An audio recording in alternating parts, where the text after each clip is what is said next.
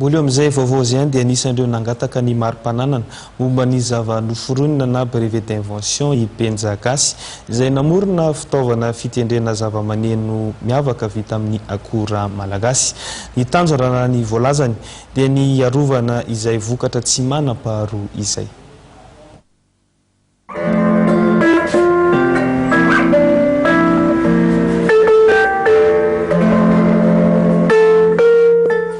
Hafa tokoa ity fitaovana fitendrena zava-maneno ity, fitaovana izay vita amin'ny akora malagasy, azo noforoniny ny mpanakanto iray Benja Gasy. Rehefa ny tena namorona azy dia tsy maintsy arovana le izy mba ho tsisy angalatra dia izay nahatonga ny tena nanatona ny olona-by. Dia tamin'izany fotoana izany tena ny olona-by mihitsy izany nanoro any lafiny teknika rehetra mba ahazahoana le brevet fa tena tsy nalala ninona mihitsy. Dia azo ihany moa le brevet d'invention zay.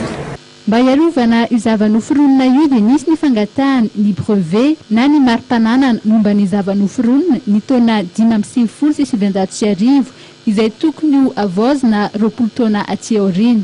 Ny akora nampiasaina aloha dia tena akora malagasy, ny hazo dia palissandre zany, tena palissandre 100% ary teny mihitsy ho an'ireo le mpanamboatra instrument sasany ohatra hoe gitara sy ny karazany mba manandrama ange hoe le table d'harmonie mihitsy no atao palissandre fa manana feo mbola hafa mihitsy iray koa. Miavaka tokoa raha ny feo izay avoakan'ny bega izay tsy ahitana fa tsy ny prototype hatreto fa tsy mbola misy ny famokarana natokana ho varotana.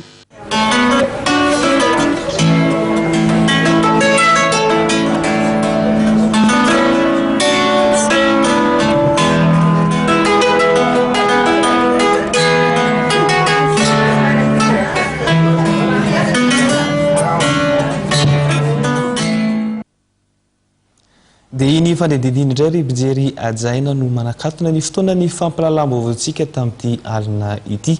Isaorana ianao tany tokantrano tany naharitra nijery hatramin'ny farany.